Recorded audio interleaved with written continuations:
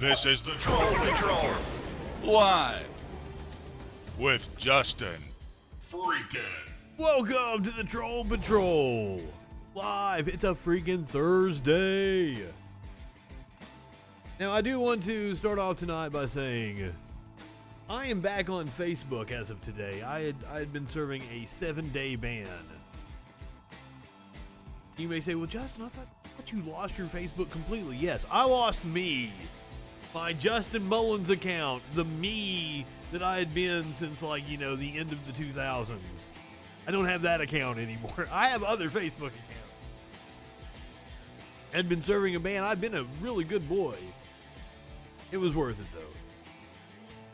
And I've had a lot of people in my DMs. I had a lot of trolls come after me today because, I've been on the loose, poking the bear. Hopefully that will translate into tonight's show, and perhaps somebody will give us a call on the Troll Patrol hotline, 917-830-4359. We'll hop in the Discord with me because that's what everybody really wants. Want to see me argue with right. I'm aware of it. I'm just doing a show where I sit here and read the news like a fly trap, trying to catch some right-wing trolls that want to argue with me.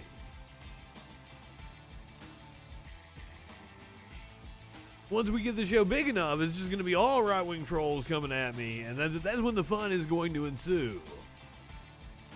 So if that is the future that you as a liberal want, you should be sure to subscribe, like, and most importantly, share my shit out with people who would enjoy my content, but specifically with people who will hate watch me. That's the demographic I'm really going for. Because if I get enough people hate watching me, they share it with their buddies in groups and shit,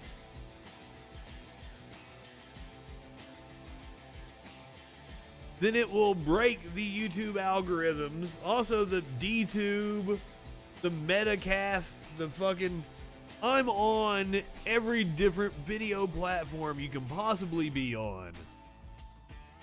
I get a hell of a lot of views on BitChute, amazingly enough. No clue. You can also text message, voicemail 917-830-4359 anytime we're not streaming presently.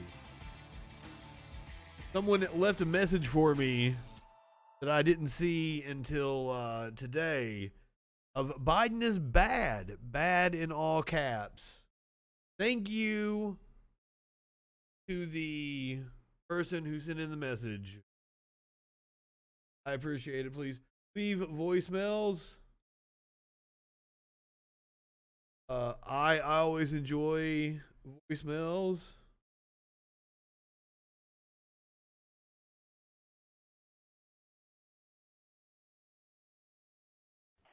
I've got a couple. Hey, fuck you for not picking up my call, motherfucker.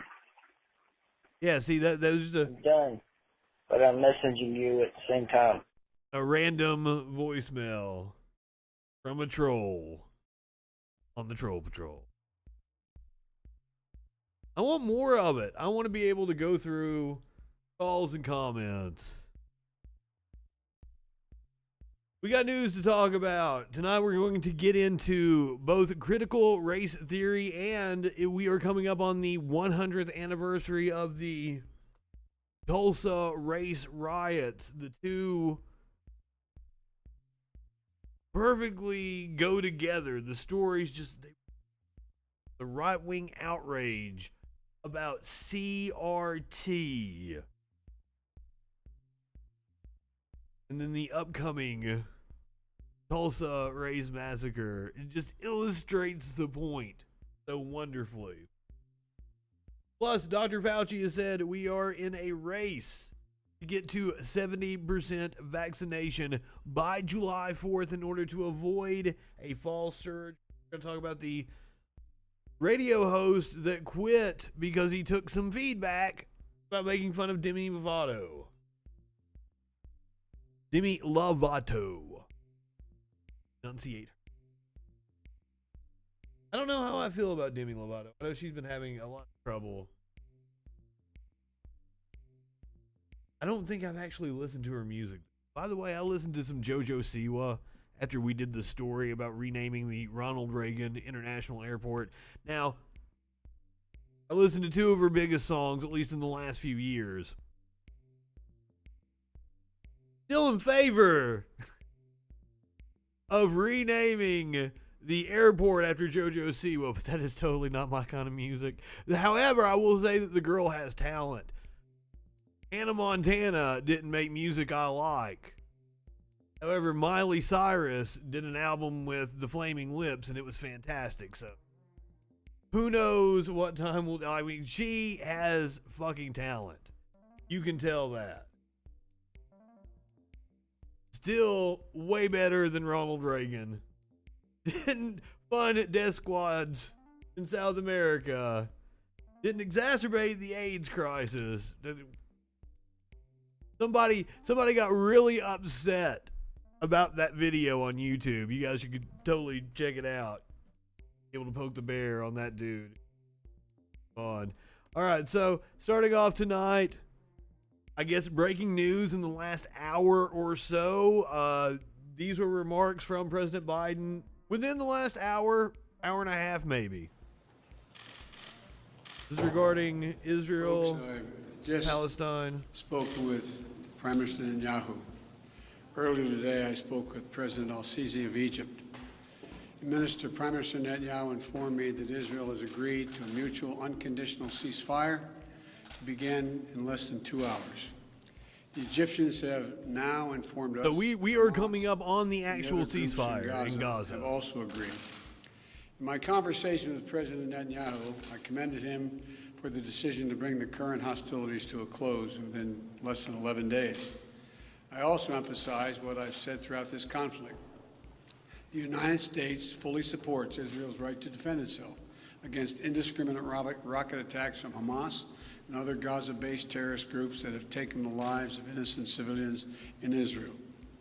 The Prime Minister also shared with me his appreciation notice how, for the like, Iron Dome system. Negotiating. Yeah, you're welcome for the Iron Dome system on my tax dollars. Notice that was a negotiation between the president of Egypt and Netanyahu. The whole way he framed that, I'm not liking it at all. Which our nations developed together and which has saved lives of countless Israeli citizens. There will be if you did, I didn't play that video on the stream, but if you have not seen the video where one of the AP reporters, or was it the owner of the building, Tones, is begging the IDF for just 10 more minutes to be able to go in and get some of their equipment, their life's work. It is heart-wrenching. There's also another video going around of like this 10-year-old girl, and she's just like looking at the destruction like, what am I supposed to do? I'm a 10-year-old girl. I shouldn't have this responsibility. And I swear that one broke me.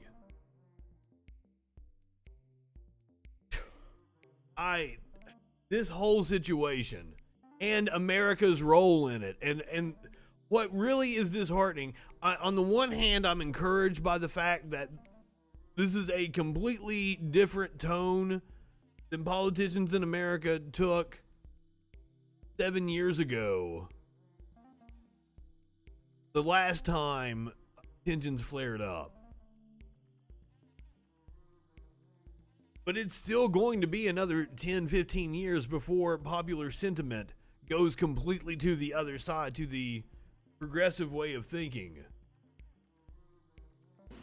I assured him of my full support to replenish Israel's Iron Dome system to ensure its defenses and security in the future. Over the last 11 days, I've spoken to the Prime Minister 6 times.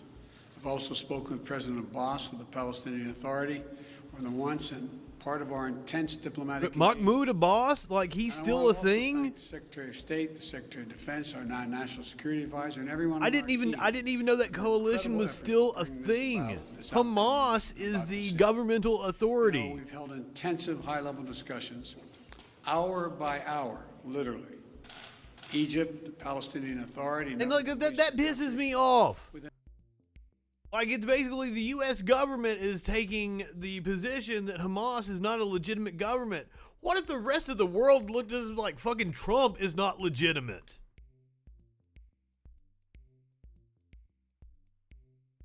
Well, Scrub Lord, a lot of that is built on our tax dollars. We send almost $4 billion to Israel every year. Israel couldn't exist without the U.S. and the U.S.'s defense. Once again, the Iron Dome. Paid for by my tax dollar. I don't appreciate it. In the name of avoiding the sort of prolonged conflict we've seen in previous years when the hostilities have broken out, I extend my sincere gratitude to President al-Sisi and the senior Egyptian officials who played such a critical role. Al-Sisi is a brutal fucking dictator. I appreciate the contributions of other parties in the region who've been engaged in working toward the end of hostilities. These hostilities have resulted in the tragic deaths of so many. I don't understand how is Sisi a fucking legitimate government and Hamas isn't. Israeli and Palestinian who have lost loved ones, and my hope for a full recovery for the wounded. The United States committed to working with the United Nations, and we remain committed to working with the United Nations and other international stakeholders to provide rapid humanitarian assistance and to marshal international support for the people of Gaza and the Gaza reconstruction efforts. We will do this in full partnership with the Palestinian Authority. It feels like humanitarian assistance is code for Hamas to simply arms restock deal. its military arsenal. I believe the Palestinians and Israelis equally deserve to live safely and securely and to enjoy equal measures of freedom, prosperity, and democracy. My administration. But it's the Israel, like, the onus is not on the Palestinian people.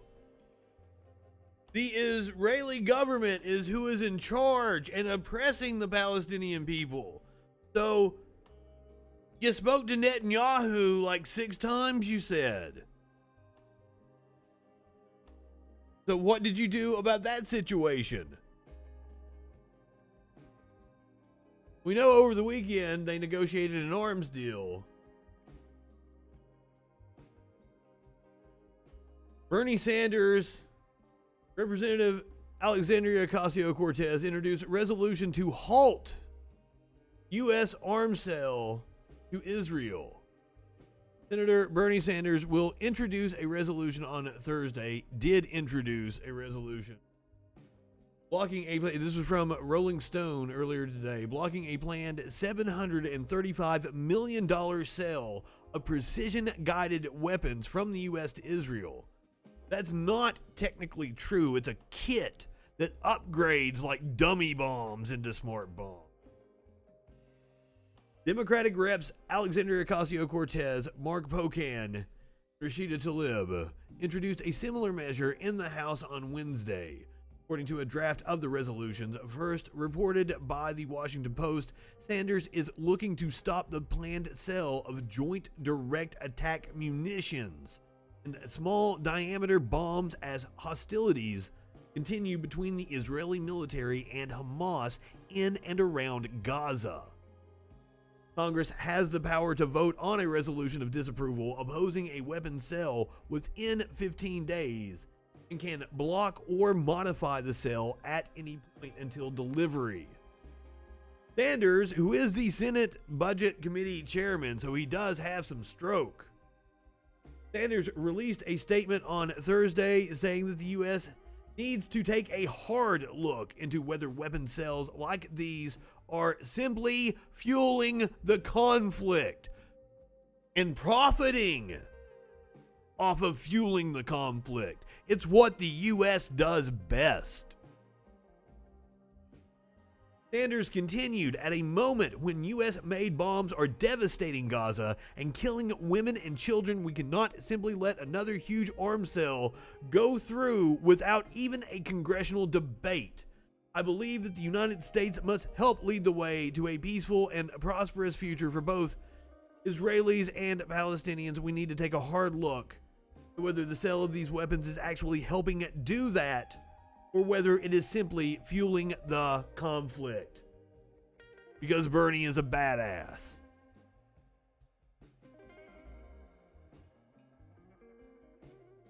Congresswoman Rashida Tlaib, who is the first woman of Palestinian descent to serve in Congress, also issued a statement saying, approving this sale now while failing to even try to use it as leverage for a ceasefire sends a clear message to the world. The U.S. is not interested in peace. Duh. I think the world already knows that. That was it. The Congresswoman did not say that. The U.S. is not interested in peace and does not care about the human rights and lives of Palestinians. That was the Congresswoman. Momentum is shifting towards a ceasefire. We just heard from Biden. It is taking effect like as we're talking right now. Wednesday, Biden publicly stated that Prime Minister Benjamin Netanyahu should seek a significant de-escalation. I guess better late than never. Because stunning pictures that we saw out of Gaza today from the Daily Mail.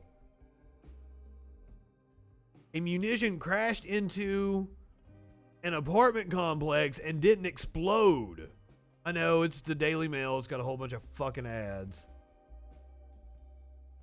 But that was the best place to see all these pictures. Scenes came as Israel unleashed another wave of airstrikes across Gaza Strip. Hamas fired more rockets as violent clashes continued. Though it didn't go off, they had to carefully remove it from somebody's fucking bedroom. They're just standing there looking at it. That's how you create terrorists right there. Like shit. These completely peaceful people that have nothing to do with any of this conflict walk in and see a missile or bomb, whatever the fuck it is. Israeli missile after it landed unexploded into a house. Why wouldn't they want to take a... I said they removed it carefully, but there's motherfuckers like standing on top of it. Shit. Do you think we're stupid? I'm gonna pull a Rudy you think out we're on him. Fools? Yes, don't stand on top of it. After the sun rose, residents surveyed the rubble from at least 5 family homes. There were also heavy airstrikes on a commercial thoroughfare in Gaza City. I believe we're now well over 300 people dead on the Palestinian side. I believe 65 children now. This story was from earlier today in NPR. We might get a more current count. The battle between Israel and Hamas is taking a deep toll on people in the Gaza Strip, where families are being forced to live in a war zone. In separate interviews with NPR, 2 people, one in Gaza and one in Israel, who spoke about the violence, also discussed their desire to keep their children safe. So the view from Gaza, which I don't like the framing of NPR here as it's a false equivalency. Nowhere does it say the discrepancy between the number of people dead on the Palestinian side and yeah, Tones, firefighters and doctors. Israel has targeted doctors. So the woman from the no, I'm sorry, it's not a woman, it's a father of a young son, says he is desperate for safety and security We just don't want to die under the rubble of our houses. Now, from the Israeli side, the view was, I can tell you that even though we're not people who are warmongers, we are definitely in favor of the ongoing campaign. The other side is, I just don't want to die in the rubble of my house. Well, I don't want to give the impression that we're warmongers. God damn.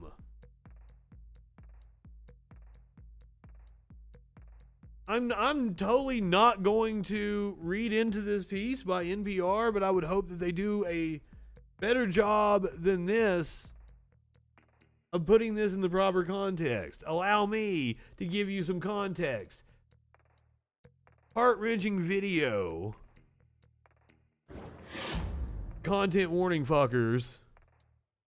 Of a man who tries to distract his children during the bombing. هاي زي ما انتم شايفين صار زعلانة كثير يعني. وهي مالك طبعا، هي مالك وهالة. تعالي مالك. هي مالك زعلان حتى مش راضي يمشط شعراته مع الزعل. ان شاء الله يا بابا بنفرح بكره. طيب هالة انت تعالي هالة شوي. طبعا زي ما انتم شايفين هالة مكنفة الشعر. Concerned with their hair being messed up. Oh my god. By the way, he's dead now. وطبعا بدهاش تتصور في اخر لحظة اجت. المهم Just so he's dead now. زعلانة قال عشان في قصف. وانا بدي احاول ايش اليوم؟ بدي احاول يا جماعة ابسطها واجيب لها الشمس في عينينا يا بابا. بدي احاول اجيب لها اشي يبسطها ان شاء الله. بدي اروح يا بابا اجيب لك العاب ان شاء الله. هاي الاولاد خايفين برا بعيطوا من الاصوات القصف. المهم الله يحمينا. انا بدي الحق يا بابا اروح اجيب لك شغلات من يلا اقعد هيك يلا. كيف تشتغل؟ هيك نفتحها هيك. So he's trying to distract his children يا عيني from the war zone outside. يا عيني والله شوف يلا سارة يلا سارة مين يلا يلا ايش يا سارة مالك؟ يلا يا هلا شاطرة هلا هلا ايوه يا هلا ايوه يا هلا فازت. ايه هاي تنتين هلا تنتين. يلا نشوف مين كمان. يلا صار لسه واحدة يمكن لسه صار. ايش مالي؟ هلا في صوت طيارة تخافيش. العبي. Oh god. خفيش خلاص تعال خلاص يا سارة خلاص يا بابا خلاص. لا حول ولا قوة إلا بالله. يلا. خلاص يا بابا خلاص. وين هلا راح للأسف. طبعا يا جماعة احنا هيك خلصنا فيديو اليوم لأنه مش حنقدر نكمل معاكم. هاي صوتها هاي صوت طيران. خلص يا بابا خلاص تخافيش. طبعا احنا اليوم خلاص بعيد. طبعا احنا خلصنا هيك خلاص. يلا يا جماعة احنا خلصنا فيديو اليوم. طبعا سامحونا. People want to tell me that's fucking justified.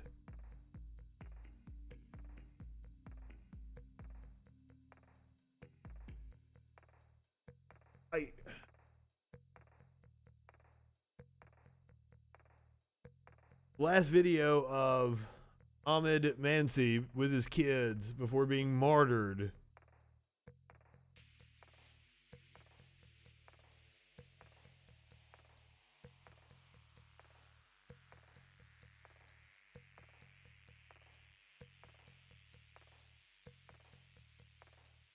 It's not two-sided.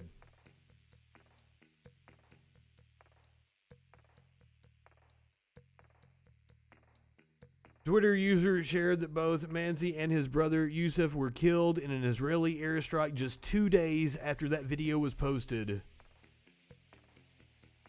According to Human Rights Monitor, a pair of brothers with the same names were killed May 14th.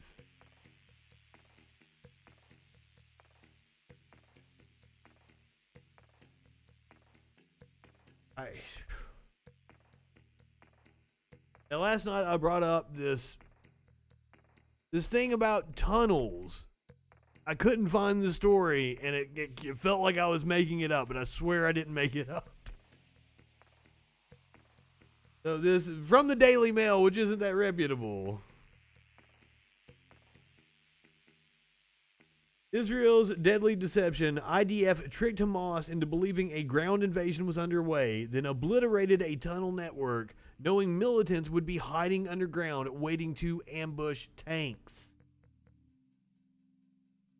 So the Israel Defense Forces managed to trick Hamas into believing a ground invasion was underway last night. This was May 14th. So this would have been on May 13th. It was last weekend. Soldiers and tanks with drones equipped with night vision lay in wait for survivors as they surfaced, hitting them with aerial and ground fire. Snipers and missile units were also waiting for them on the ground as the IDF said it had carried out a complex operation to destroy Hamas tunnels underneath Gaza City, which the military refers to as the Metro. Netanyahu said, they attacked our capital, they fired rockets at our city.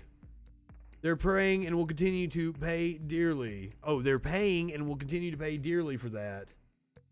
Fuck.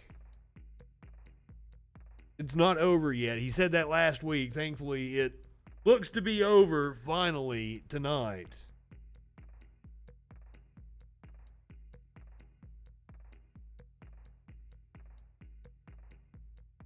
Now, shifting gears to climate change.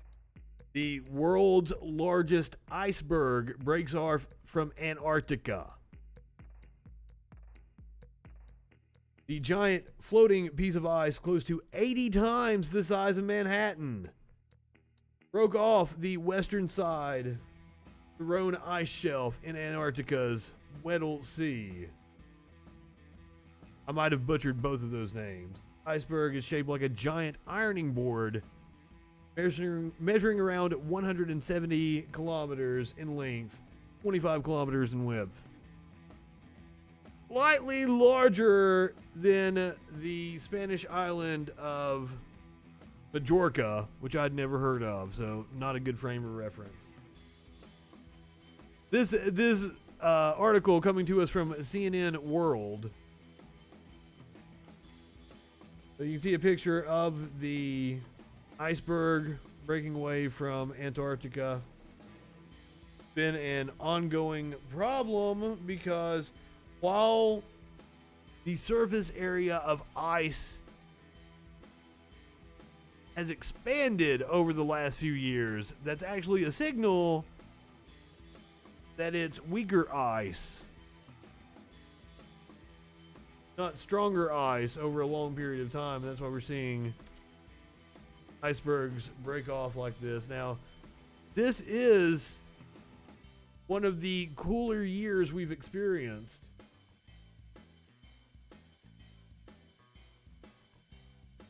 Oh, I'm sorry. This is a different story. That's the next story. New study finds climate disasters forced more people to flee their homes last year than war. The number of new displacements in 2020 amounted to 40 million, of which 30 million were displaced because of floods, storms, and wildfires. Asian and African countries suffer the most from climate change-based displacement. The year 2020 was hotter than 2019, putting an additional 5 million people out of their homes due to weather conditions creating disasters. Climate change is the leading cause of new internally displaced people rather than war 3 times over.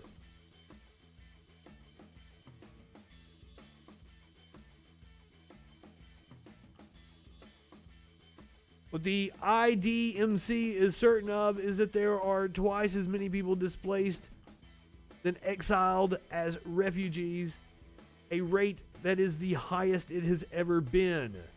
In low and middle income countries, an estimated 20 million IDPs were children under the age of 15 and senior citizens ages 65 and up, made up for 2.6 million.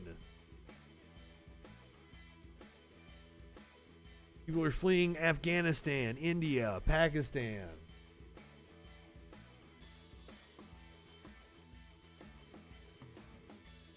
Now, as I said, this year is the coolest on recent record, but that's a little deceptive. Monthly global surface temperature anomalies, according to this graph. With a moderate La Nina event in the tropical Pacific Ocean, global temperatures in 2021 are running decidedly cooler when compared to recent years. The lack of a new warmest year record in 2021 could sap some of the sense of urgency among policymakers in the U.S. and abroad during a critical year for enacting stricter emission cuts to meet the Paris Agreement's targets. According to NASA, March was the coldest such month globally since 2014. April was also relatively cool, coming in as the 7th warmest month since 1979.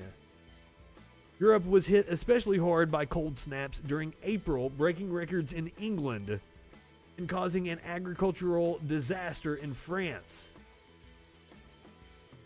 Even with the recent cold in Europe and the cooling influence of La Nina, the planet is still headed for a top 10 or even a top 5 warmest year finish.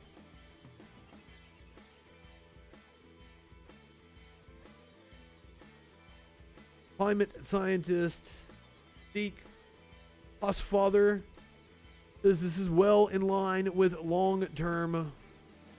long-term warming trend. With human-caused global warming, it's the long-term trends that matter, not single years. Scientists know climate change is happening against a backdrop of natural climate variability. There will always be winters and summers, La Ninas and El Ninos. NASA climate scientist Kate Marvel tells Axios.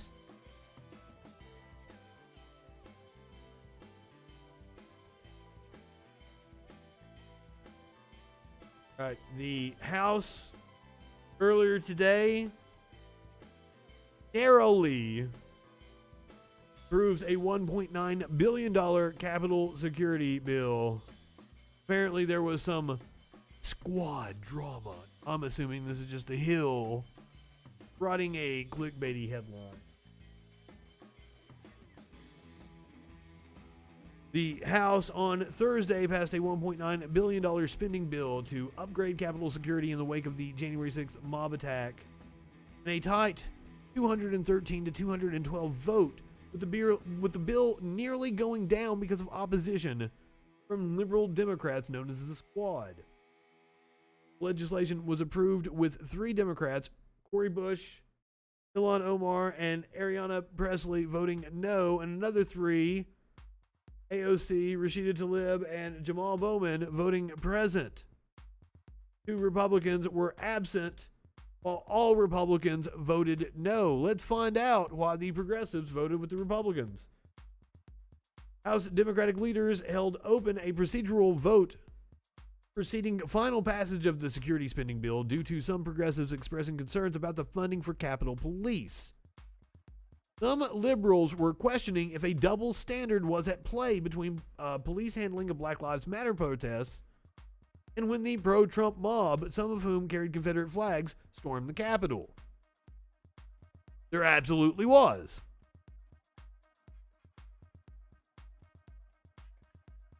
We cannot support this increased funding while many of our communities continue to face police brutality while marching in the streets and while questions about the disparate response between insurrectionists and those protesting in defense of Black lives go unanswered, Bush, Omar, and Presley said in a joint statement. So bravo to them. I am for it. Now, Representative Steny Hoyer, who I am no fan of. Fuck Steny Hoyer. He was on He was on MSNBC talking about the January 6th commission Democrat in the House of Representatives, Maryland Congressman Steny Hoyer. Congressman, it's always great to see you. Thank you so much for taking some time. No, it is never great I to want see to Steny start Hoyer. with this commission, and I want to get to as well. There's been some Even drama Steny on Hoyer about that in a second. thinks it's never great to see Steny Hoyer. Look at him. You think he likes looking in the mirror at that? Democrats have a lot of options on the table if this doesn't ultimately come through. What is your best next option if there is no bipartisan commission? First, let me say our first and best option was a bipartisan commission, which mirrored the 9/11 commission. And that's what we offered on the floor. They got 35 Republicans in the House. There's not a chance they're going to get the 10 needed in the Senate. As Mr. Katko pointed out, an exact replica of what we did in 9/11 had overwhelming support in the Congress. Sadly, that didn't happen. But yes, we have other options. Obviously, we have committees. Committees have subpoena power. We have committees of jurisdiction. The Homeland Security Committee clearly has jurisdiction. The Government Oversight and Reform Committee has jurisdiction, the Appropriations Committee. So there are a lot of different avenues. We could establish a select committee in the House, similar to the Republicans that formed, had 8 different investigations at Benghazi. 4 people tragically lost their lives, but they had 8 different studies of that, or hearings, or oversight, all 8 of which fairly political, trying to attack who they thought was going to be, who they assumed was going to be, and rightfully so, the presidential nominee. Dissuaded from finding the truth simply because, for whatever reasons, Donald Trump has told McConnell and McCarthy that he doesn't want this commission, and therefore they came out against it. So let me dig into that select committee situation for a second, because Democrats at the time, including you, criticized the select committee on Benghazi, although you did ultimately decide to participate in it. But you yourself said in 2016 that the report that they issued showed definitively this has been a blatantly partisan exercise. Well, yeah, exactly. Is it not obvious the reason? On this partisan investigation. Could you impanel a select committee and avoid this? We're talking like multiple investigations now into Benghazi. They'd be in charge at of, that of point. setting the agenda. It's much different than a 9/11 style commission. Well, that's why I said, Casey, that is our preference. That's what we offered. That's what we've sent to the Senate. And hopefully the Senate will adopt that. That's the proper way to move forward. But because the Republicans want to stonewall finding out the truth about what happened on January 6th, why it happened, not only who participated. I wonder why. McCarthy's right. Law enforcement is looking at that. But the underlying reasons, the underlying actions of the President of the United States, the underlying actions of members of Congress, for that matter. There you go. There you go. That's exactly what I want to know. I want to know what the executive branch did to influence the response and the lead up to it. Remember, Trump sacked a bunch of people at DOD and the Justice Department. There's not a doubt in my mind that this was always the fucking plan, and that there were members of Congress in on it. That ought to be done in a bipartisan fashion. That's what the commission does. It's equal numbers. Both sides would choose the staffs in consultation with one another. So I think John Thune, the Republican senator, had it right. They want to put this behind them. They don't want to talk about it. They want to look to the issues, as he's pointed out. It hurts them. In other words, this is about politics for them. For us, and I think I say this. Well, I mean, make no mistake about it. They want to move on because it hurts them. Trump is an albatross around their neck, and I'm amazed that there wasn't enough fucking Republicans to vote to impeach him in order to keep him from running in 2024. Because, like, he's going to cost them again. Like, he is the best gift the Democrats could ever have. His one fucking win was a fluke. Don't get me wrong. He has an influence on the party. He definitely drives turnout, but he drives turnout by far against him. That was the closest thing he could get to a coup because the military was not interested. But hey, that brings me to another point in the story that I've not brought up yet. There was a report that came out that Trump tried to withdraw all of our troops, not just from Afghanistan, all of our troops. And he was overruled by our generals. So, like, and that's what I'm wondering. First of all, did he try to withdraw all the troops because he wanted the troops here for January 6th? Because he thought they were going to go with him. That's my fucking first thought. Now, on the one hand, you have to say, oh, that's fucking wild that the generals could buck a commander-in-chief like that.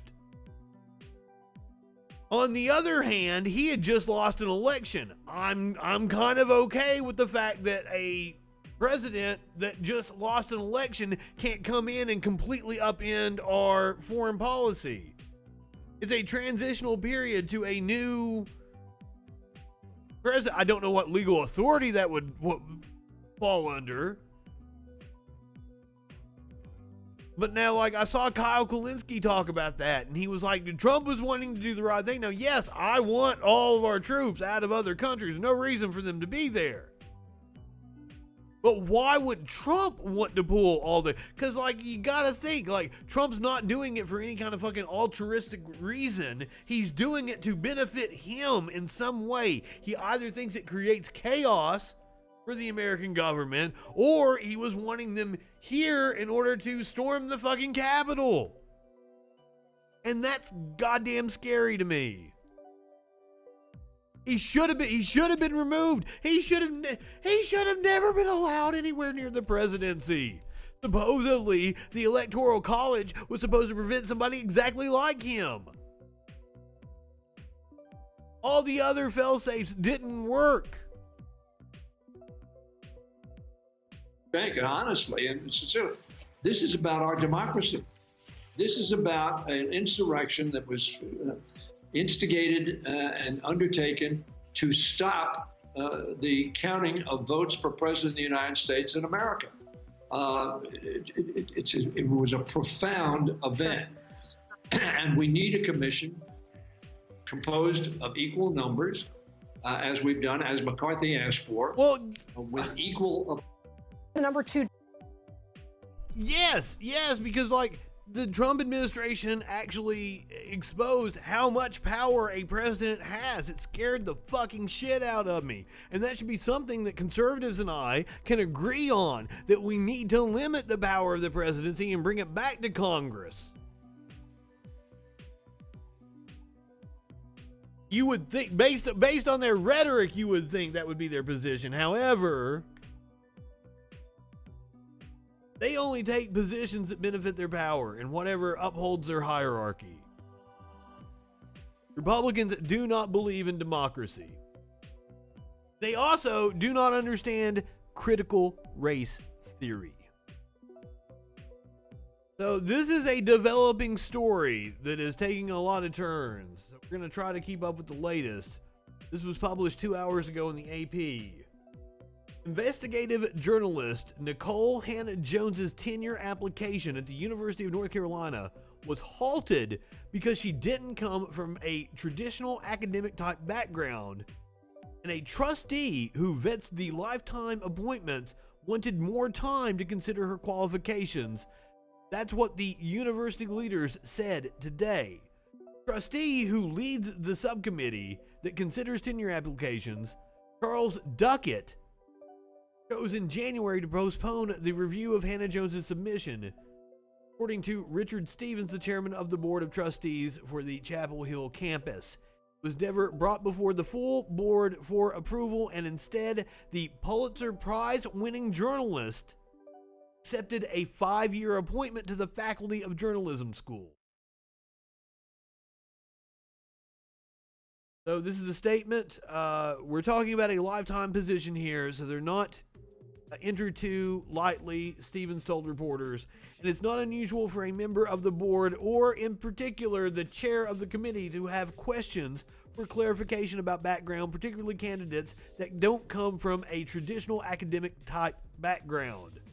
In this case, Claire Duckett, I'm sorry, not Claire, asked for a little bit of time to be able to do that.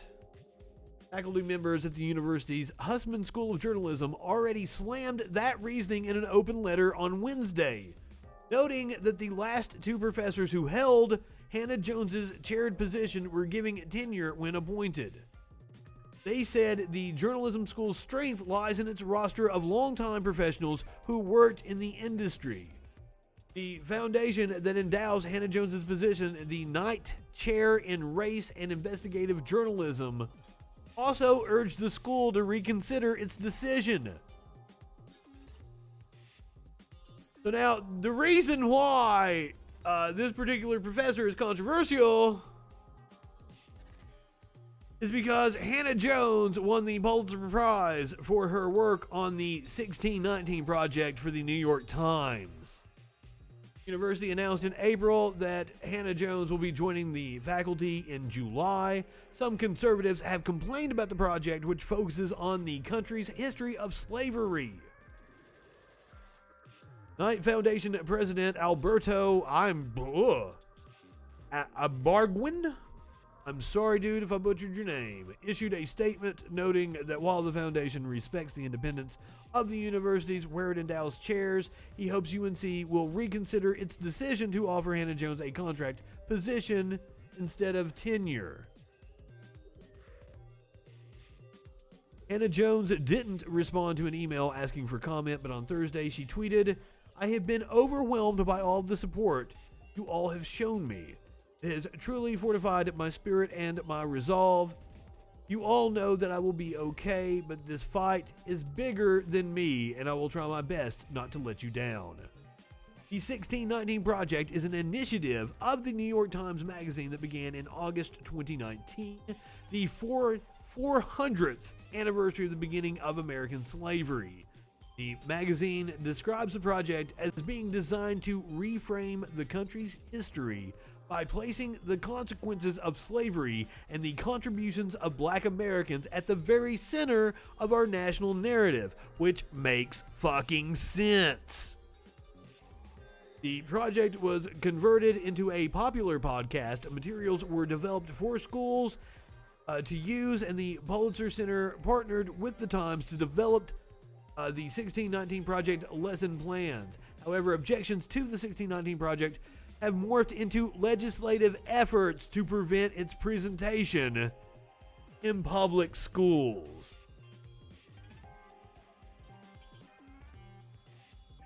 The backlash continues today because it's one of the new boogeymen. Just like socialism, they can say critical race theory. It sounds scary to conservatives. 20 state attorneys general told the education department that they oppose teaching critical race theory in classrooms, according to a letter they penned yesterday. The attorneys general, led by Indiana Attorney General Good Rokita, sent a letter to Education Secretary Miguel Cardona asking him to reconsider a proposal that would prioritize the 1619 Project and critical race theory for federal grant programs. The letter states that the proposed priorities are a thinly veiled attempt at bringing into our state's classrooms the deeply flawed and controversial teachings of critical race theory and the 1619 Project. Sir, that is a claim. I'm sorry, sir. It was a letter penned by, I'm sure, Mel and them. They. We're going to get into pronouns. We get into the Demi Lovato story. They made a claim and didn't issue supporting evidence. How is it deeply flawed? What is the controversy other than right-wingers say it's a controversy? Please tell me. It's the same thing I do whenever a right-winger brings up Marxism. Please tell me what Marxism is and why it's so scary to you. Please. Supporting evidence. There you go. Tones, I didn't even think about that. That's a great analogy. Creation theory is deeply flawed and controversial, and they are pushing to have it taught in schools. Jesus. The document continued that one proposed priority was to incorporate racially, ethnically, culturally, and linguistically diverse perspectives into teaching and learning. Yes! Yes! Yes! You have a problem with that? The project was the subject of intense controversy and backlash from conservative lawmakers and leaders because, of course, it was. Now, this next piece we're getting ready to read is an opinion piece. It was an editorial written inside the Chicago Tribune by Clarence Page. Let's find out who Clarence. I'm assuming he has something to do with this history museum.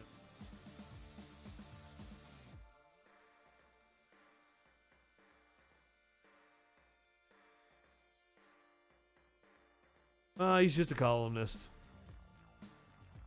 But who am I to put him down? I'm just a fucking streamer. Clarence Page's column, Who's Afraid of Critical Race Theory? Those who don't know what it is. As a practical matter, I'd rather see, for example, more violence de-escalation. What the fuck? Okay, here we go. Critical race theory, or CRT, has become a trigger term for politicians, activists, and media voices, particularly on the right wing, where it's competing with cancel culture on the hit parade of things we're all supposed to be angry about, or afraid of, or both. But the political allure of the term is understandable, considering how often it has been appearing in the fevered narratives of conservative media. Exactly. CRT has emerged gradually since the 1970s as an academic movement of civil rights scholars and activists to challenge mainstream liberal approaches to racial justice. Among other pioneers of the CRT movement, legal scholar Kimberly Crenshaw has called it an evolving practice that questions how race as a social construct perpetuates a caste system that relegates people of color to the bottom tiers. The argument has some merit, but, optimist that I am, I also agree with critics who say that CRT too often elevates storytelling over evidence and reason and devalues the racial progress. I've never seen any of these fucking textbooks, so I can't make that assessment. Maybe you have, Clarence Page. The conservative critique was captured well by Kathy Valenti, director of operations for the Illinois Family Institute, who wrote in a letter to the Naperville Sun after some state lawmakers proposed including CRT, the New York Times 1619 project, into the state's teacher training and public school classrooms. This was the quote, critical race theory implies that all people who are born with white skin are racist.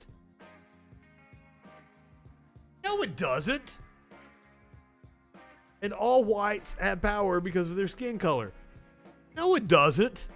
And have used that power to hold back black people of color. No, it doesn't. We just read how race is used to perpetuate a caste system.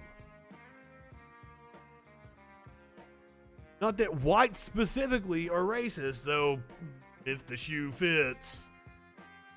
This is patently false, even though, in my mom's lifetime is when they desegregated schools. Tax dollars should not be used to foster lies, division, and hatred. He also decried as numerous political conservatives do, the New York Times 1619 project.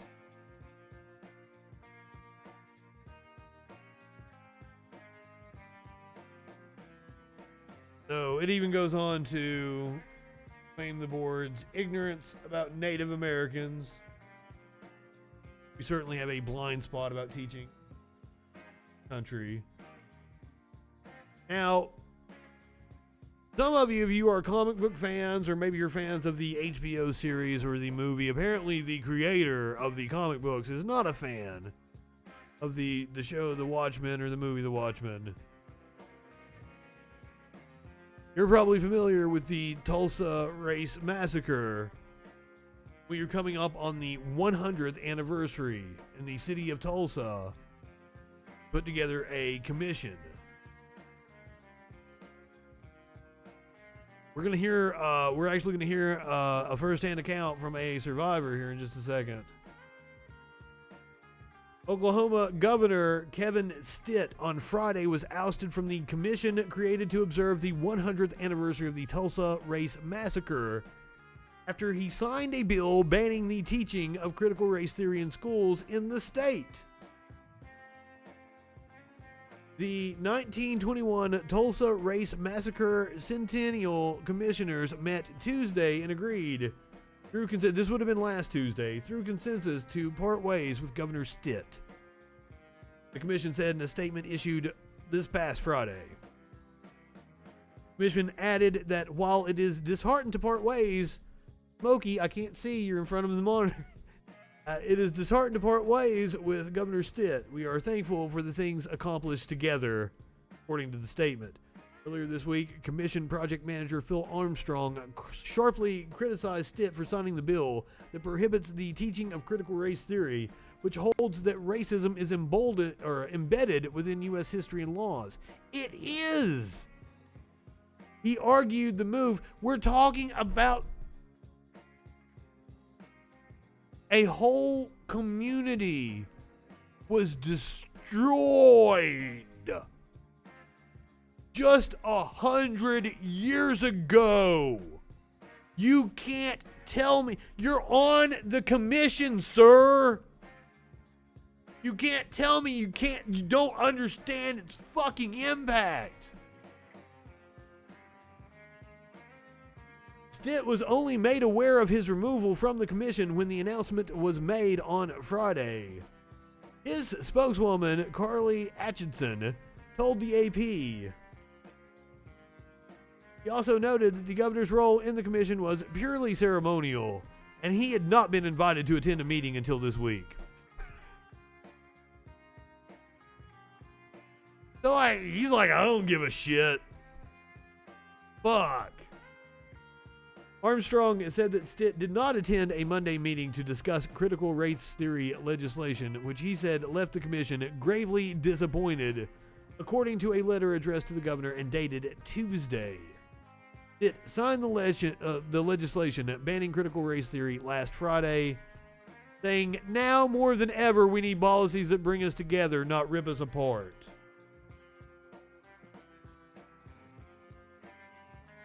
Wow. So as I mentioned, the city of Tulsa is making a big deal, as it should be.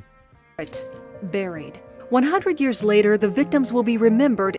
Here, let's go back The to Tulsa this. Race Massacre, a dark secret, buried. 100 years later, the victims will be Even in their promo for it, a dark secret buried.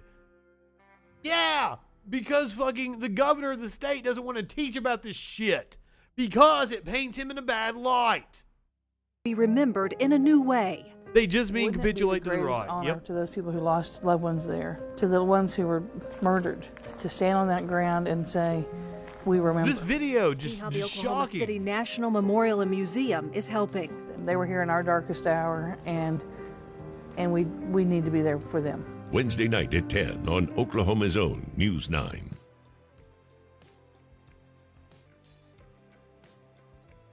Here we're going to hear from an eyewitness who was there during the Tulsa Race Massacre. Viola Fletcher, the oldest living survivor of the Tulsa Race Massacre, tells a congressional hearing that she's lived through the massacre every day. Like, a woman that was there is still alive. And the TV station in the city where it happened just said it was forgotten. Fucking, are you telling me that there are rednecks that are waving the Confederate flag around, talking about, like, knowing history? Do you think they know about Wilmington? Do you think they know about Tulsa?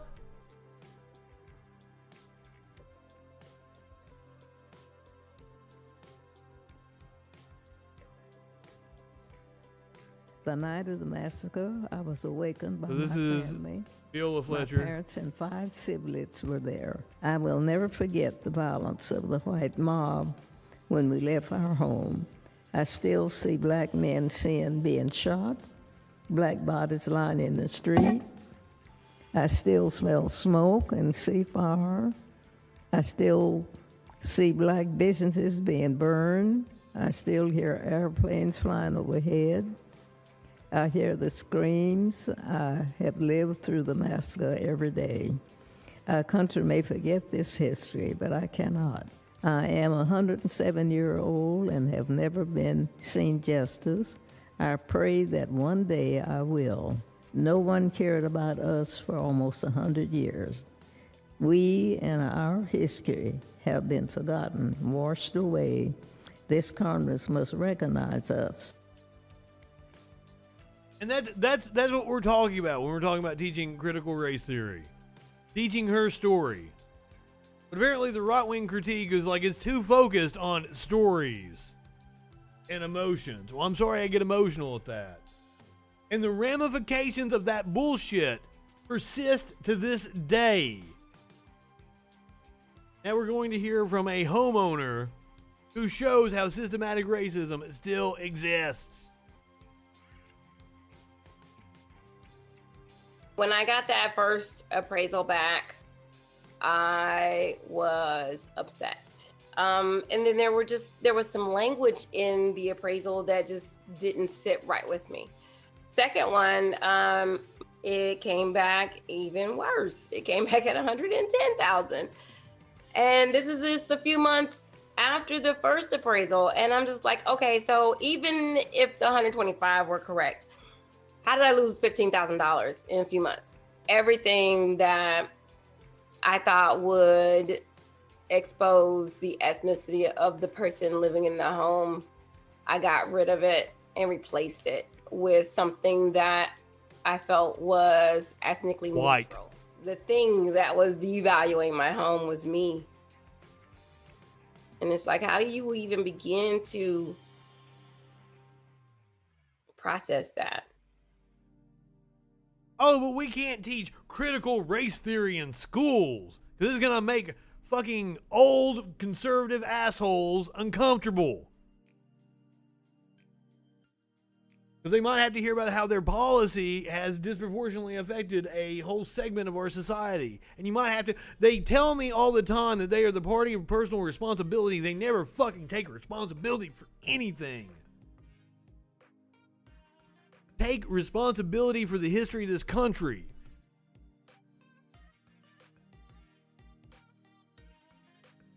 Right, now on to masks and vaccines. There's a segment of society that is, and Amy, those people facing anxiety over the unmasking. We'll see why here in a second. I've got a crazy video of a woman spitting on an employee. This piece coming to us from Nashville News 5. According to the CDC, are safe to take their masks off in most settings. But that doesn't mean everyone's ready to. News Channel 5's Aaron Cantrell joins us with guidance on navigating a mask-free world. And Aaron, there's some mask confusion out there.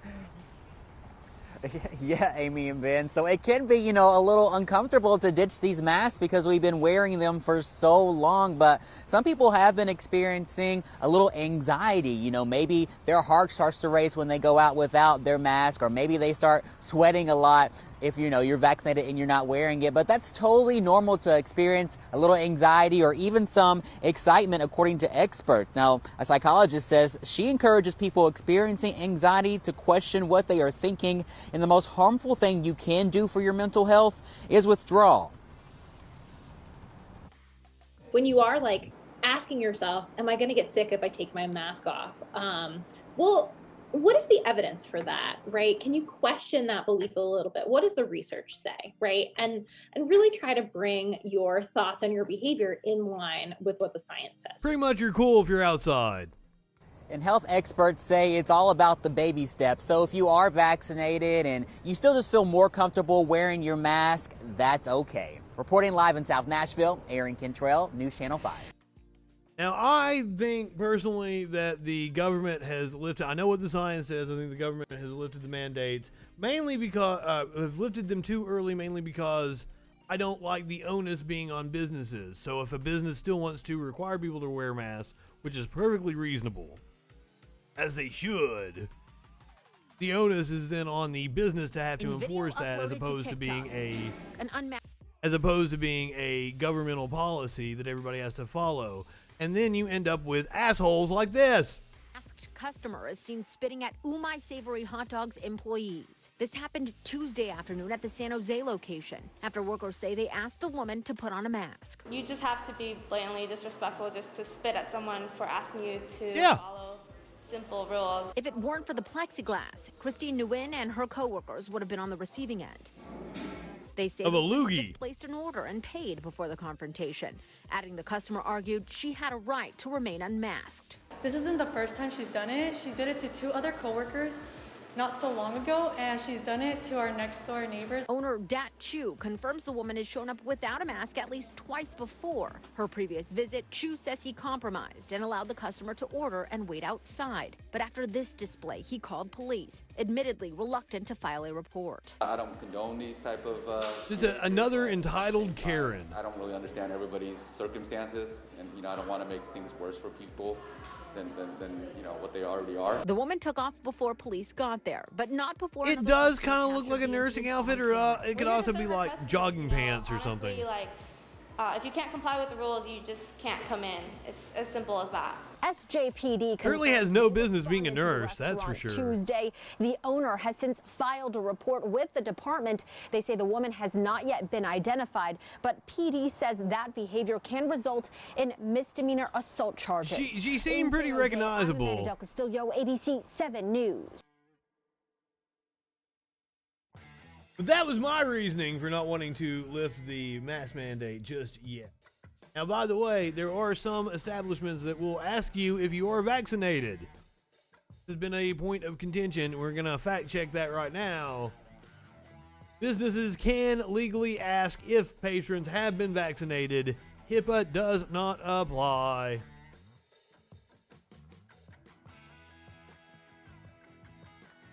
As mask wearing and social distancing guidelines relax for fully vaccinated people, businesses are navigating how to implement new policies in their stores. Vaccine opponents, including Representative Marjorie Taylor Greene, are using the occasion to resurrect the false claim that the HIPAA federal privacy laws protects individuals from being asked about their vaccination status. Not true at all. Just fucking think about it. You have to be vaccinated to travel out of the country, fucking attend school. May 18th, several GOP members refused to wear masks on the House floor in defiance of House rules, including Greene. Greene told reporters that asking about her vaccine status was a HIPAA violation. You know she's not been vaccinated. Greene is not the only one spreading this claim, which is spread widely on social media in recent days. The rule is simple. HIPAA protects every American from disclosing any of their health records to anyone. It claims an image posted on Instagram.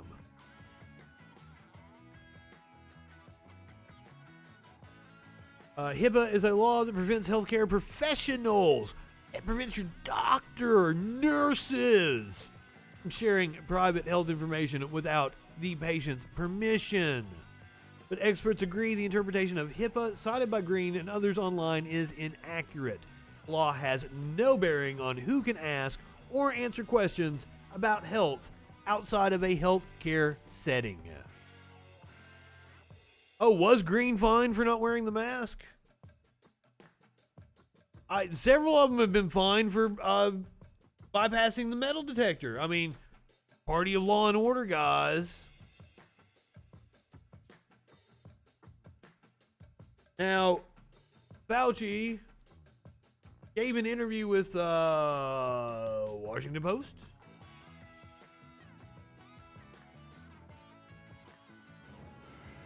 It's Dr. great to have Fauci. you. So I want to start by acknowledging the progress that the country has made in the pandemic. Cases are among the lowest they've been since the start of the pandemic.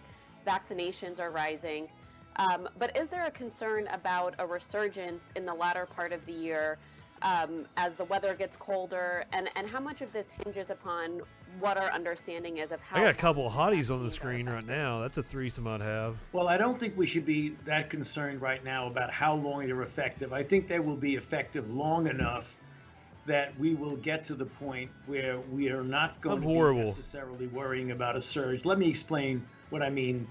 The positive wild card in all of this that we wild card the previous 3 surges that our country has experienced, the most profound of which was one at the late fall and early winter of the 2020-2021, where we had cases as high as 300,000 per day and deaths up to almost 4,000 per day.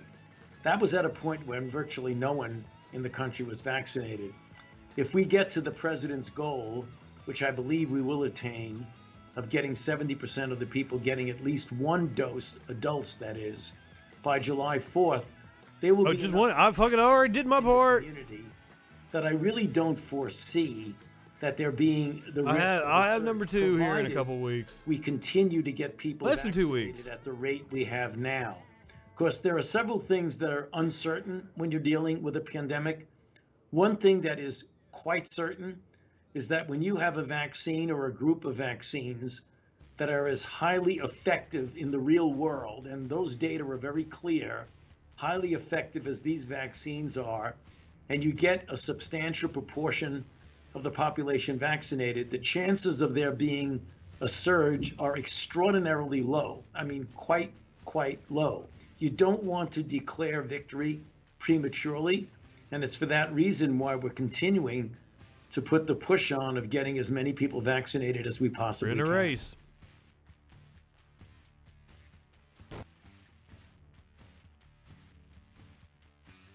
%70 of Americans by July 4th. Is it doable? I don't know that we can ever get 70% of Americans to do anything. We've got a whole cohort of dumb fucks and morons. U.S. jobless claims declined to 444,000, a new pandemic low. But I thought it was an emergency that we needed to end unemployment immediately. That could be causal, that people are like, oh shit, unemployment's ending. But I mean, we're talking about new claims here. We're talking about actual jobless claims. The number of Americans seeking unemployment aid fell last week to 444,000, a new pandemic low, and a sign that the job market keeps strengthening. Thursday's report from the Labor Department showed that applications declined 34,000 from a revised 478,000 a week earlier. The number of weekly jobless claims, a rough measure of the pace of layoffs, has declined steadily since the year began. The data release coincides with rapid moves by nearly all of the nation's Republican governors to cut off a $300 a week federal unemployment benefit. Now, I've looked into this to try to find out the answer. If you live in a Republican state, and if you are a contractor that is just on the pandemic unemployment assistance, I think you get to keep drawing it.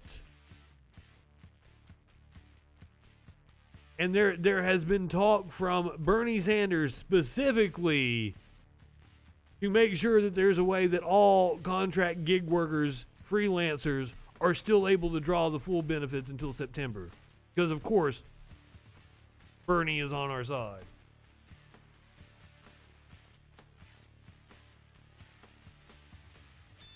But do not hold me to, it's very confusing, the wording of whether if you are just on the federal unemployment, you're just drawing the $300.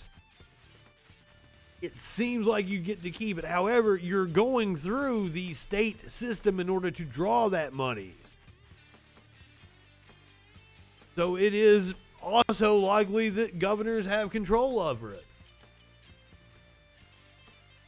22 states from Texas and Georgia to Ohio and Iowa have acted to block the federal government's $300 weekly payment for the unemployed, according to an Associated Press analysis. 2 more states, Florida and Kansas, are considering doing so. Those 24 states all have Republican governors and legislatures.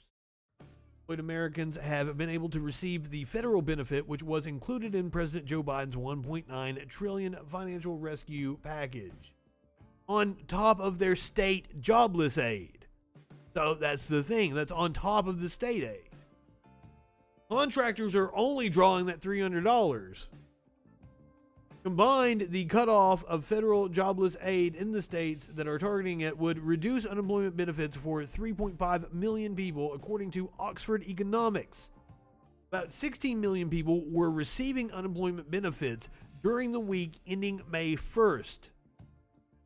That is down from 16.9 million in the previous week. And it suggests that some Americans who had been receiving aid have found jobs. Eliminating the $300 a week unemployment benefit is among measures the states have taken to restrict or eliminate jobless aid and press more recipients to seek work. That trend gained momentum after the April jobs report released earlier this month. It showed that employers added far fewer jobs than expected. Now, this was after March, which was higher than expected, in part because many, quote unquote, couldn't find enough workers. Hold on, I think I have a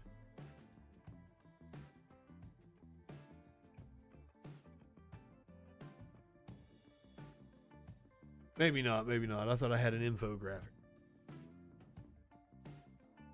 21 states say they will also cut off all benefits for the self-employed and gig workers. Okay. Here's that question. Who became newly eligible for jobless aid under a relief package that was enacted in March last year. In addition, 35 states have reinstated a requirement that jobless aid recipients search for work in order to keep receiving benefits. That requirement had been suspended at the start of the pandemic, when many businesses were closed and Americans were encouraged to stay at home. As the economy quickly recovers from the pandemic recession, consumers are showing more confidence in spending at a healthy rate. Data from last year showed that the unemployment benefits were a boon to the economy and kept it going. Yet the rapid reopening from the pandemic has created a wide range of supply shortages that have disrupted what economists had hoped would be a smooth rebound. Home building fell sharply in April, for example, as builders struggled with shortages of lumber and labor. The shortages have caused a spike in inflation, which led stock markets to tumble this week because investors worry that higher prices will force the Federal Reserve to prematurely cut back on its efforts to stimulate growth. Oh, are they worried that your interest rates are going to get cut? Ooh. They've been borrowing at next to nothing since fucking Obama came into office. We have a completely fiat economy. Fed officials have stressed their belief that the accelerating price increases are temporary.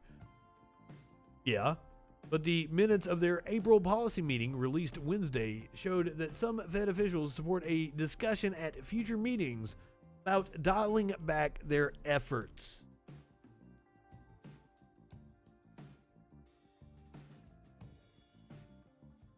So they brought up labor shortages. This coming to us from Vice. Fantastic headline. This magical trick solved an ice cream shop's labor shortage. A magical trick. Oh my God. You would think every right-winger in all the comment sections, all these business owners that are complaining about not being able to find workers, would want to read this Vice article now, wouldn't you? A magical trick. Holy shit. The great labor shortage of 2021 came for Clavin's Ice Cream in Pittsburgh, but rather than asking the U.S. government to end COVID benefits helping those put out of work, it used a novel idea to solve the crisis. It offered to pay its workers $15 an hour. Wow! As I've pointed out many times, the living wage in every single state in this country is at least $13.50. It costs $13.15 to live in the cheapest states.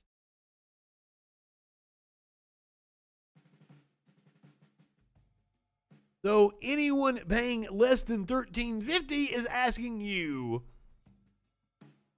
to go into debt to work for them. Just economics. And people said no. Co-owner Jacob Hancher told the Pittsburgh Tribune the store was struggling to find even one person to hire for a business that usually has at least 11 workers by the summer rush. So the parlor announced it would raise its minimum wage to $15 per hour plus tips. He'd never seen anything like it. It's an industry-wide thing by now. We should have 5 or 6 people hired. And we don't have one. We usually have 11 to 15 people. The result, they received well over 1,000 applications in a week and staffed 16 positions practically overnight, they told MSNBC. Whenever I talk about raising minimum wage, I hear, yeah, but your local ice cream shop, they can't pay people more than $7 an hour. You can, you did, and it's working. Yes, well, first of all, I want to say thank you for supporting small businesses and having small businesses on your show. I would say that there's a camaraderie loop going on here. That's more people than normal. And Denny's did a study on this. Denny's did a study that raising wages produced more business for them because they got better employees that produced a better customer experience. Holy shit! Who would have ever thunk it? Like that seems completely fucking obvious, doesn't it?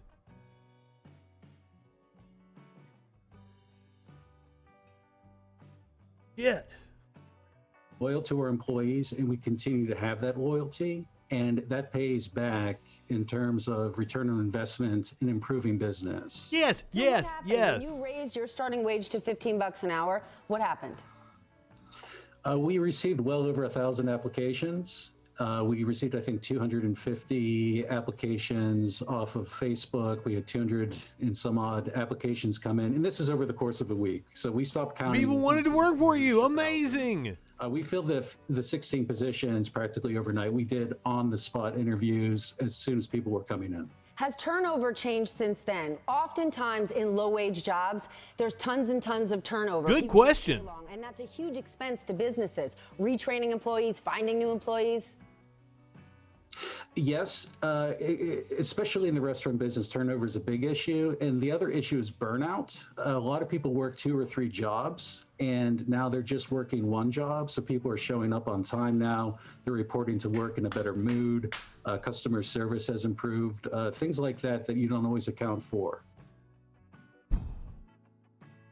Mind-blowing. I swear, capitalism has rotted some people's brains. All right, fishing up tonight. We're going to talk about this asshole radio host in Boston. Now, I don't think we have the actual clip here. I tried to kind of skim over the story to see if we had the actual clip from the show. I don't really know what happened, so let's break it down. This is Deseret News. I've never fucking heard of this site. Oh, Church News. It's Church News. This is coming to us from a church website. A longtime radio host in Boston is poised to become a hero of the fight against cancel culture. Oh, shit. Definitely not the framing I'm going to take on this story. It's like Matt Siegel, known as Matty in the Morning on Top 40 stations, appeared to quit on the air Wednesday after he was told to tone down his commentary on Demi Lovato, a pop singer who had just announced that she is non-binary and would adopt the... God damn it, she made me do... I was just reading what she said. Fuck. They are non-binary. They are non... I'm so sorry. Fuck. I thought we had Lovato had like a little minute long thing that was on Facebook. I thought it linked to it. So he was told to tone down his commentary on Demi Lovato, a pop singer that announced that they are non-binary and would adopt the use of the they pronoun instead of she and her. 24 hours later, Siegel was back on the air. The saga began shortly after Lovato said on Twitter, "I'm doing this for those out there that haven't been able to share who they are." Yeah, I was wanting to find the statements to actually reading.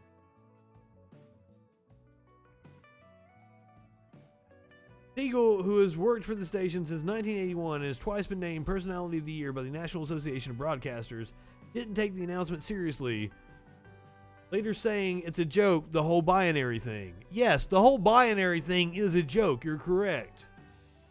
Not the non-binary thing. The gender binary is a fucking joke. You enforcing your gender norms on people is a joke. But Siegel turned serious after his boss told him off air to stop talking about Lovato.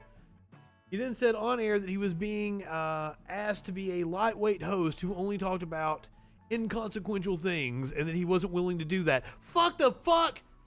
Demi Lovato is about as inconsequential as you can get. She's a fucking pop singer. You are a top 40 jock. Your job is to talk about inconsequential things. Holy shit. He said he had previously been told that he couldn't talk negatively about former President Trump. If I'm left wing and I go anti-Trump, I get in trouble. Today I was a quote unquote anti-worker, anti-wokeness. So here we've got his monologue here. And they pulled the plug on me and they said, you cannot talk about what you're talking about. And again, I like my boss personally. I do. I'm very fond of him. He's been very nice to me. It's not personal. It's professional. He said he doesn't want me talking about this. So basically, if I talk about right-wing pop, like if I'm left-wing and I go anti-Trump, I get in trouble. But today, I was anti-quote-unquote wokeness, and I can't do that. So basically what I'm told is I can talk about light, funny things and where the Jonas Brothers are going to be, but I can't do... Your job is to be a top 40 radio host. That's what top 40 music is. It's non-controversial, so they can play it in doctors' offices and shit. They edit the songs down. Your job is to be lighthearted and talk about shit that doesn't offend people. You're not goddamn Opie and Anthony. You're not Howard Stern. That's not what a commercial terrestrial radio station is in 2021. By far, believe me, I know. If you want to express yourself and have fucking hot takes on shit, quit and get a Twitch channel. I know this for a fact. This coming from the former news director of 11 radio stations. What I really want to do, would you just be a funny comic who tells it like it is about what he's thinking? So if you wanna be a comic, go to some fucking open mics, man. What the fuck? The job. It's the you're bitching about like cancel culture and wokeness coming at you, but you're not fulfilling the job. He's no fucking Carlin.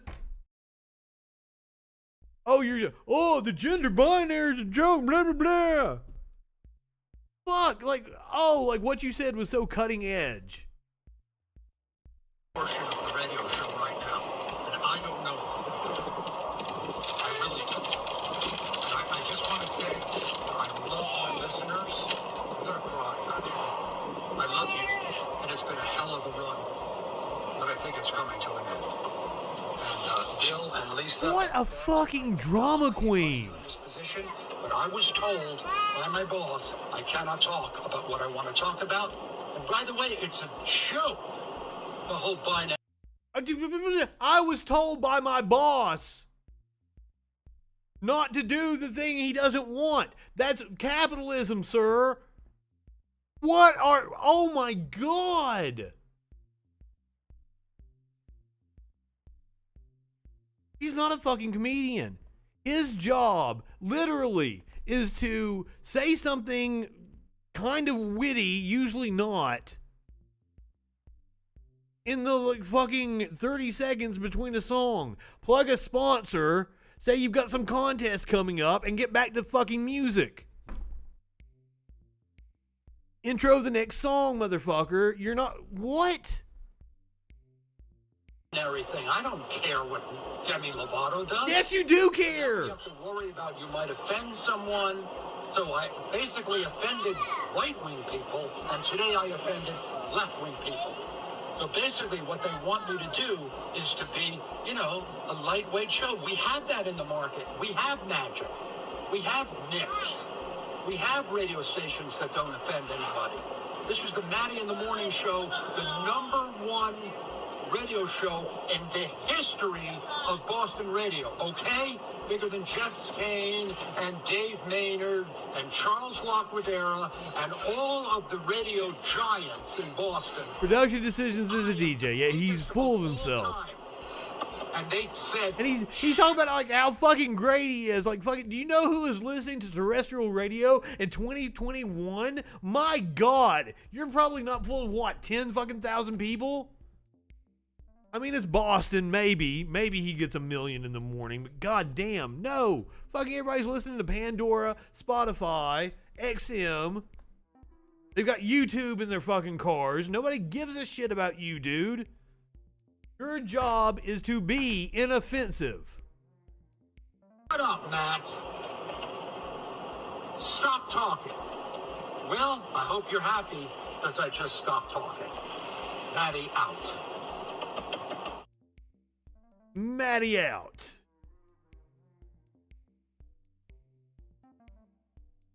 So apparently he has been on the radio for over 4 decades.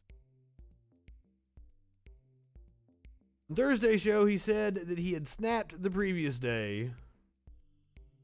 Talked to his wife about it, and he talked to the company, and the company told me that they basically said, please don't quit. They said that I have total support from them and freedom to say what I want. So I kind of won that battle. He did quit.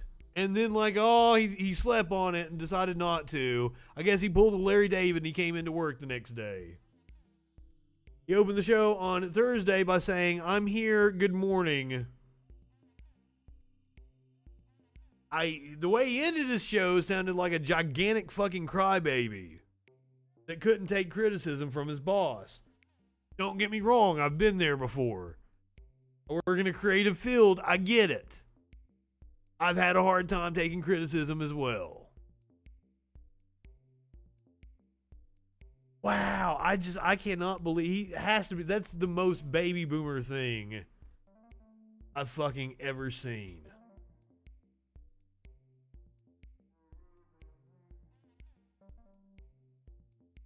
Oh, God.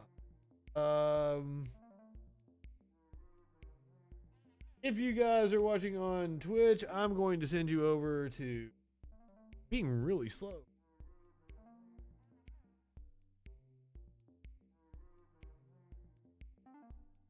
Twitch is not working with me. I'm going to possibly brought him back to save face, and they're gonna exit him 3-4 months. That a radio station did that to me once. After I had a DUI, they kept me on for like a month or two and fired me for something else down the road. It was like they stood by me and supported me, like, oh, through your struggles with substance abuse, and then fired me a couple months later. Because that's exactly what they do.